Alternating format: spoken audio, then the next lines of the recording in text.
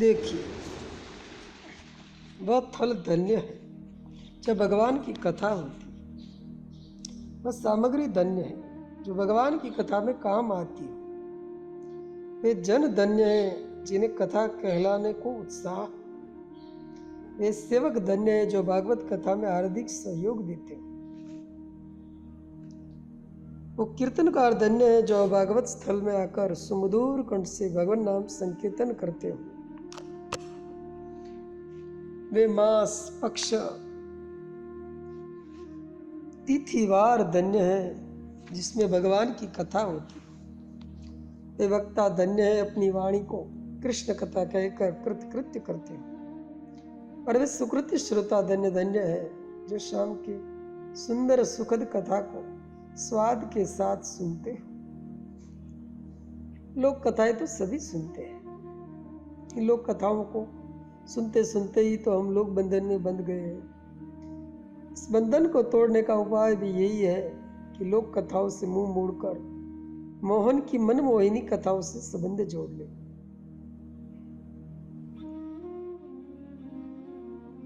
फिर लोक से संबंध टूट जाएगा, माधव से नाता जुड़ जाएगा। ये सब होगा हमारी सविधि भागवत कथाओं के सुनने से।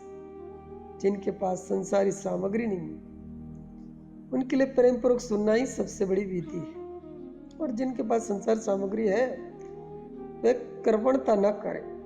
अरे इन संसारी तुच्छ वस्तुओं को जोड़ जोड़ कर क्या करो। एक दिन मर जाओगे, हाथ पसारे रिक्त हस्त चले जाओगे। ये सब वस्तुएं यही रह जाएगी, जल जाएगी, गल जाएगी, पाप रूप बन जाएगी। इनका सदुपयोग क्यों नहीं कर लेते।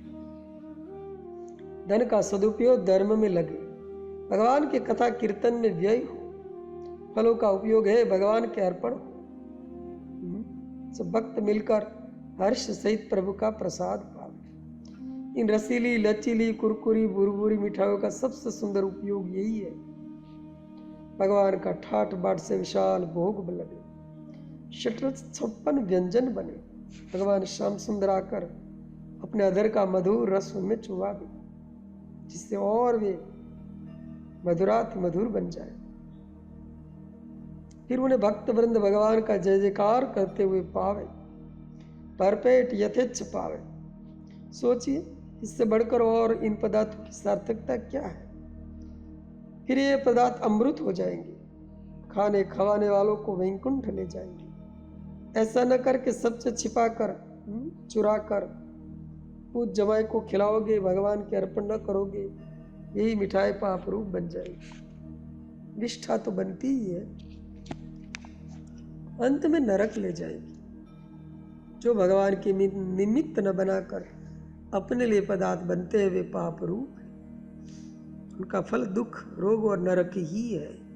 इसलिए बुद्धिमान इसी में है कि नाशवान वस्तुओं का अविनाशी बना ले, नाशवान वस्तुओं को अविनाशी बना ले।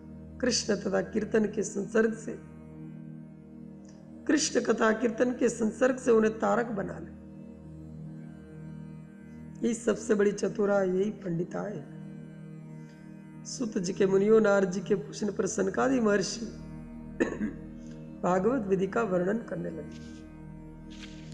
कुमारों ने कहा, नारद, ये सप्ताह यज्ञ है, सार्वजनिक अनुष्ठान है। ये जप और प्राणायाम की बात ही नहीं है कि अकेले जाकर एकांत में बैठ गए, उंगलियों पर मंत्र जप लिया या नाक दबाकर पूरक कुंभक रेचक कर लिया। इसमें तो सबके सहयोग की आवश्यकता होती है।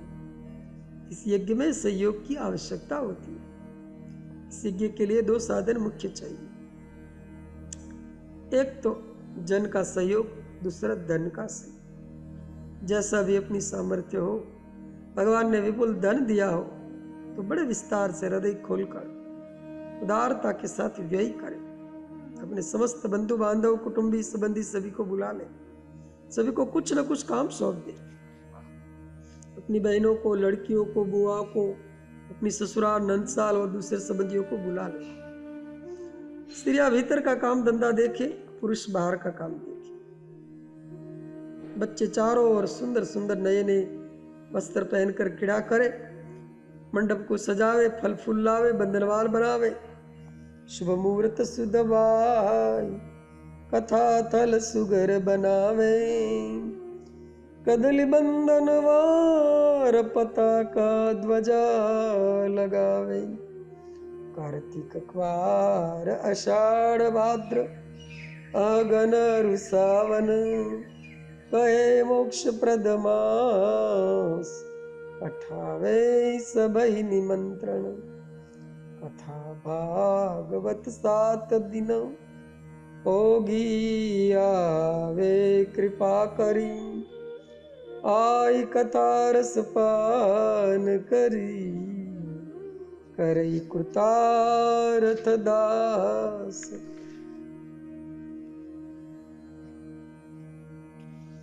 पहले तो ज्योतिष से मुहूर्त पूछकर दिन निश्चय करे। वैसे तो शुभ काम जब भी हो जाए सुदिन सुलग्न तदेव लग्न सुदिन सुमंगल होय राम होय जुबराज। तो वैसे तो शुभ काम जब भी हो जाए तभी अच्छा है, जब मन में उत्साह हो जाए तभी मुहूर्त है। किंतु जब विस्तार से करना हो तो मुहूर्त पूछ ले। वैसे तो सभी महीना श्रेष्ठ है, किंतु आषाढ़ से लेकर मार्गशीर्ष तक ये महीने बहुत सुंदर कहे गए। कथा के लिए दोनों पक्ष सुंदर है, किंतु शुक्ल पक्ष अति सुंदर। तिथि भी श्रेष्ठ है, किंतु प्राय शुक्ल पक्ष में अष्टमी नवमी से आरंभ करके पूर्णिमा तक सप्ताह श्रेष्ठ माना। तिथिया भद्रा आदि को त्याग कर सुंदर तिथि वार नक्षत्र देखकर कथा का दिन 10-20 दिन पहले निश्चय कर ले। फिर जिन लोगों को कथा में उत्साह हो, शुभ कामों में जो भाग लेते हो, उनसे जाकर सम्मति करें कि भाई हमारा विचार भागवत सप्ताह कराने का है, आपकी क्या सम्मति है।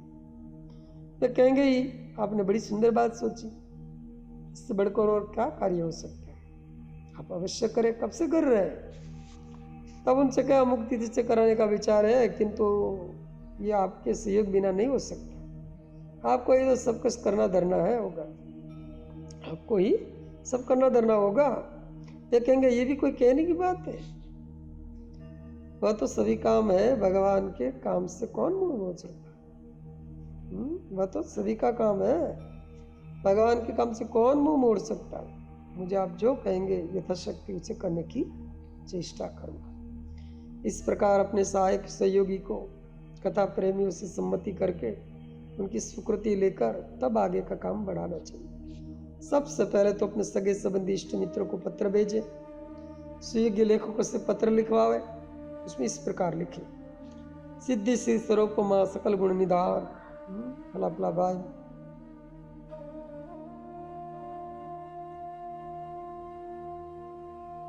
में विराजमान मान श्रीमान जी को योग्य लिखी मुख से मुक्ति राम राम, जय श्री कृष्ण, जय गोपाल, जो बोलने की प्रथा हो बंचना जी।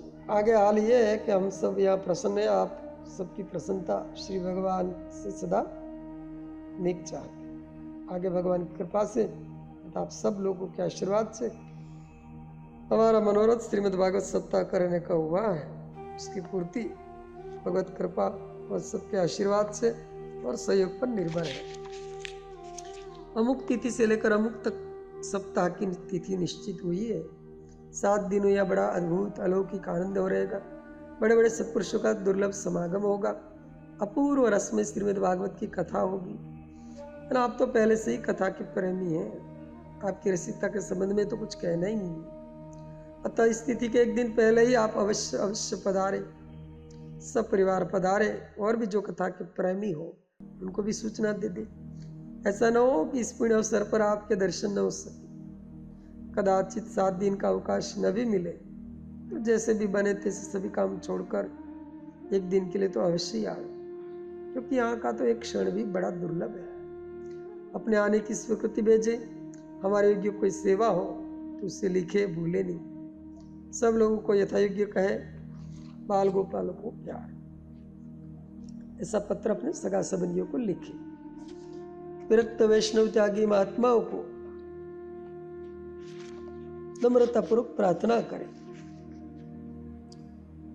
लोगों के द्वारा सर्वत्र समाचार भेज दे। भेजे सब थल पत्र निमंत्रित जे, जन आवे असन बसन पर बंद करे, दुख तनिक न पावे। वक्ता वैष्णव विज्ञ विवेकी विप्रवेदवीत, कुशल धीर गंभीर, अर्थ सब करे प्रकाशित। संग सहायक सरल शुचि, पंडित वक्ता पर करी, श्रोता व्रत धारण करे, निरखी सब मां स्वयं मरी। तो फिर ऐसे पत्र लिखकर सगे संबंधियों को, वैष्णव वक्ताओं को, व्यक्ति को, त्यागी को, महात्माओं से नम्र पूर्वक प्रार्थना करें। लोगों के द्वारा सर्वत्र समाचार भेजे। जो सेवा परायण शूद्र है या जो घर में रहने वाली स्त्रियां हैं, उन्हें सत्संग का अवकाश कभी कभी ही मिलता है। इसलिए सब लोग जान जाए कि मुख्य स्थान पर अमुक दिन से कथा होगी, ऐसा प्रबंध पहले से ही कर। जो अच्छे कीर्तनकार हो उन्हें भी विनयपूर्वक बुलावे। कथा प्रेमी आसपास विरक्त वैष्णव हो, उनके भी पास समाचार पठा दे। कथा कहने वाले, कथा सुनने वाले तथा कीर्तन करने वाले जो भी आवे, उनके ठहरने आदि का समुचित प्रबंध कर दे।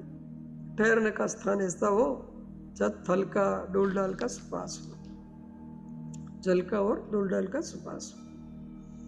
जहाँ तक हो कथा को जाकर, जहाँ तक हो कथा को पुण्य तीर्थ में कर। इतनी सामर्थ्य न हो तो अपने गांव में कोई देवालय हो, नदी का तट हो, वहां करे। यह भी ना हो तो अपने घर में ही करे। घर में जो सबसे चौड़ा विस्तृत स्थान हो, वही श्रोता सुख से बैठ सके, वही कथा का मंडप बना।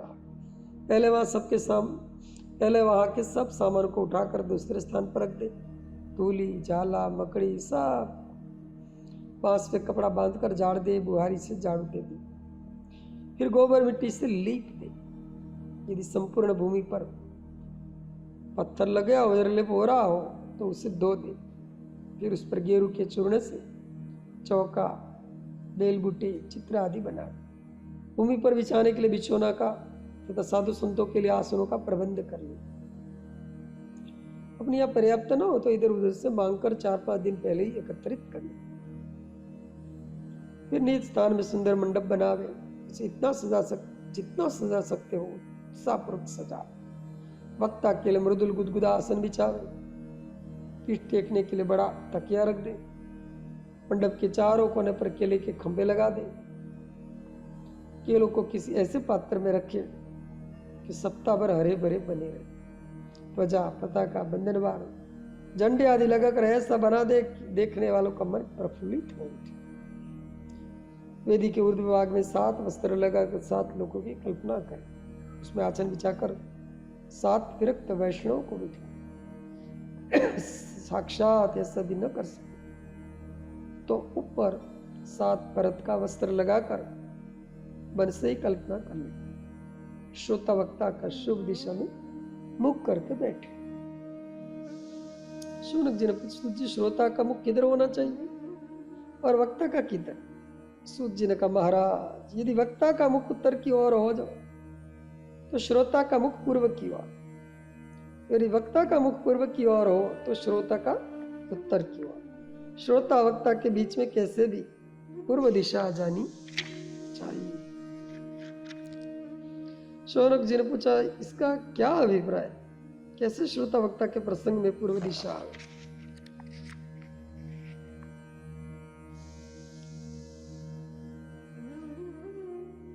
सूत जी बोले, महाराज इसका सीधा अर्थ ये है कि श्रोता वक्ता किसी का भी मुख दक्षिण की ओर नहीं होना चाहिए। जैसे श्रोता पूर्वाभिमुख है तो वक्ता का मुख उत्तर की ओर, वक्ता का उत्तर मुख है तो श्रोता पूर्व की ओर, वक्ता पूर्वाभिमुख है तो श्रोता पश्चिम मुख भी कर सकते। कैसे भी पूर्व दिशा आनी चाहिए। यह नियम मुख्य श्रोता के ही संबंध में है।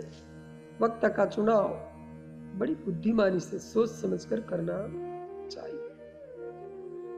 शौनक जी पूछे, सूत जी कैसा वक्ता होना चाहिए, उसके कुछ लक्षण तो बताइए। सूत जी बोले, वैष्णवो विरक्तो। महाराज, सबसे पहला वक्ता में यह गुण होना आवश्यक है कि वे संसारी विश्व में विशेष बंधा न, संसारी भोगों से विरक्त हो। और ये भागवत विष्णु परक शास्त्र है, तो वक्ता ब्राह्मण को विष्णु भक्त होना चाहिए, विद्वान भी हो, वेद शास्त्र की व्याख्या करने में हिचके नहीं, अपने विषय को स्पष्ट कर दे। यह भी नहीं कि अक्षर को बांचता गया, श्रोता समझे या न समझे, जिस विषय का वर्णन करे उसे दृष्टांत देकर समझाने में समर्थ हो। दृष्टा कुशल वक्ता, जो घबराए नहीं, विकार की सामग्री को रहते हुए भी जिसका मन विचलित न हो, किसी की और कुदृष्टि न डालता हो, जो धन को सब कुछ न समझता हो, सब समय चढ़ावे की चिंता में मग्न न रहता हो, निष्पृह चित्त वाला को ही, निष्पृह चित्त वालो हो, ऐसा ही विद्वान को वक्ता बनाना चाहिए। शौनक जी ने कहा, जिसमें ये गुण हो उसे तो वक्ता बनाना ही चाहिए। अब ये बताए कैसा को वक्ता न बनाए। सूत जी बोले, महाराज, जो मत मतंत्रों के भ्रम में पड़ा, लोभवश नए नए कलयुगी पंथों को चंकर में पड़े, जो स्त्रियों में अत्यंत लंपट हो, जिसकी बोलचाल में, आचार व्यवहार में, चाल डाल में कपट भरा, कपट का व्यवहार करता हो, वो चाहे कैसे भी विद्वान हो, दिग्गज पंडित हो, शास्त्री भी क्यों न हो, उसे कभी भी श्रीमद् भागवत का वक्ता न बनाना चाहिए। वक्ता सुंदर कंठ वाला मधुर भाषी हो, उनका एक सहायक वक्ता भी होना चाहिए। वह भी उसी की भांति विद्वान, संशय को छेदन करने वाला तथा लोगों की शंका का समाधान करने वाला। ऐसे वक्ताओं से कथा की शोभा बढ़ती है, बड़ा आनंद आता है, कथा में रस बरसने लगता है। शौनक जी ने पूछा, सूत जी, ये सब तो सप्ताह के आरंभ होने के पूर्व का कृत्य हुआ, कथा की तैयारी हो गई, श्रोता एकत्रित हो गई, कथा के वक्ता आ गए, अब क्या करें? सूत जी बोले, भगवान, कथा आरंभ होने से एक दिन पूर्व भगवान का अधिवास करे, भगवान का आह्वान पूजन आदि करे। उस कर्तव्य को मैं आगे कहूंगा, आप इस विधि को आप इस विधि विधान के प्रसंग को श्रद्धा पूर्वक श्रवण करें।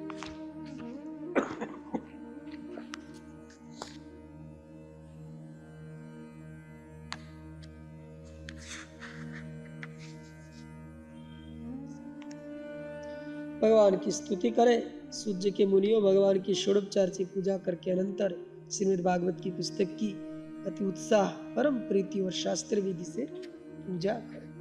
माला, धूप, दीप, नैवेद्य आदि सामग्री से पूजा करके फिर एक हाथ श्रीफल ले, उसमें काला व लाल वस्त्र लपेट ले, कुछ दक्षिणा भी रख ले, उसमें से पुस्तक भाव विलीन कर ये सोचे कि साक्षात श्री कृष्ण है, मेरा उद्धार के निमित्त यहाँ पधारे।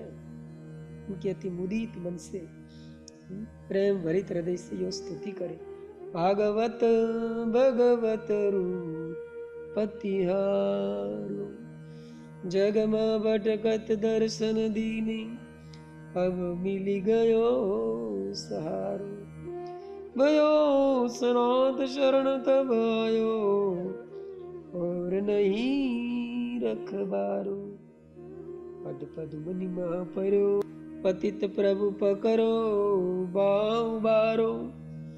मातु पिता गुरु सर्वस कोरी, और नहीं तू हमारो।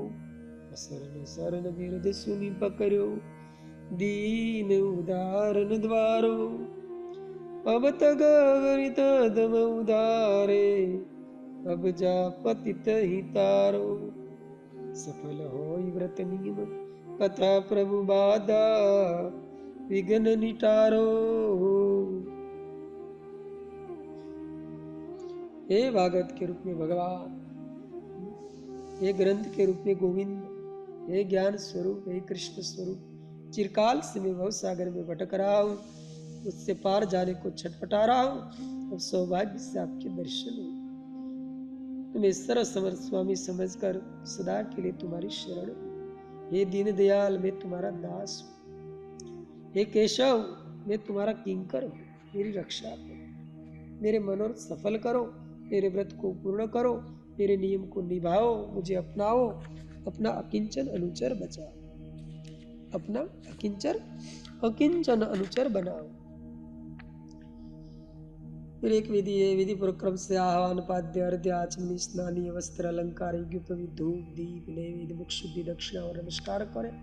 फिर हाथ जोड़कर दीनता के साथ गदगद वाणी से प्रेम पूर्वक भगवान की स्तुति करें। निहारो अब प्रभु मेरियो, भव जल निधि अति अगमालकपति, दिखत और न छो, परम मोद्वै ग्राग से जल, नाथ उबारो दो, पटकत डूबत उतरत कबते, करो कृपा की को। चकित चकित चितवत चौदिशियों, निविड़ तिमिर गन घोर, उठत तरंग भयानक भव जल, बात बात भयो भूर। जग जन सबस स्वार्थ के साथी, अपरास नहीं मोर, पतित उदार पालक प्रभुवर, लागी चरण मडो। प्रभु की स्तुति करेंगे, हे नाथ, मैं इस भव सागर में बह रहा हूँ, डूब रहा हूँ, छटपटा रहा हूँ, बिलबिला रहा हूँ, घबरा रहा हूँ, मेरी रक्षा करो। तैरते तैरते थक गया, कर्म और मोह की दो ग्रहों ने मुझे ग्रस लिया है, पकड़ लिया है, थाम लिया है। अब मुझे निगलना चाहते, लीलना चाहते, इनसे उबारो, इनसे बचाओ। आओ आओ नाथ, अभी आओ, मत विलंब लगाओ, प्राण बचाओ, अधिक न नाच नचाओ। मैं शरण तिहारी, बल बल हारी, करो हमारी रक्षा स्व। आओ आ जाओ, दास को अपनाओ, पतित के बंधन छुड़ा, रक्षा करो, उद्धार करो। इस प्रकार प्रभु की ओर भागवत पुस्तक की पूजन के अनंतर भागवत वक्ता का सविधन पूजन करें, सविधि पूजन करें, पार्ध्य अर्घ्य आचमनी देकर चंदन लगावे, माला पहनावे, यज्ञोपवीत दे, अपनी शक्ति के अनुसार सुंदर वस्त्र को ओढ़ाए। इस प्रकार वस्त्राभूषण से विभूषित करके दीन होकर आरती प्रदक्षिणा करे। फिर अत्यंत नम्रता के साथ गदगद वाणी से उनकी स्तुति करे। आत्म पुष्प लेकर इस प्रकार कहे, हे शुकदेव स्वरूप अनूप कथा, कमनीय सुस्वादु सुनाओ। कब ते मातम व्यापी रयो, तिमि दीप सुज्ञान चराई भगाओ। ये द्विज देव दया करके निज सेवक जानी, हमें अपनाओ। पव सागर डूबी रयो, प्रभु जी पकड़े, पद पंकज पार लगा। हे शुकदेव स्वरूप अनूप कथा, कमनीय सुस्वादु सुनाओ। हे शुद्धेव स्वरूप, वक्ता निमित्त प्रार्थना, मैं तुम्हारी शरण में इस भयानक भव सागर से पार जाने के निमित्त तुम्हारे चरणों की शरण ली है। हे कृपालो, कृपा करो, मुझे श्री कृष्ण की कमनीय कथा सुनाकर कृतार्थ करो। हे केशव, अपना अकिंचन किंकर मानकर मेरे मनोरथ को सफल करो। हे सर्वशास्त्र विशारद, इस दिव्य कथा रूप सूर्य को प्रकाशित करके मेरे हृदय के ज्ञान रूप अंधकार को भगाओ। इस प्रकार भगवान की, भागवत की और भागवत की वक्ता की पूजा करें। पूजा हो जाने पर भगवान और भागवत के सन्मुख वक्ता के सामने 7 दिन का नियम धारण करे कि मैं 7 दिन उपवास रहकर अथवा दूध पीकर फलाहार करके या एक समय भोजन कथा श्रवण करूंगा।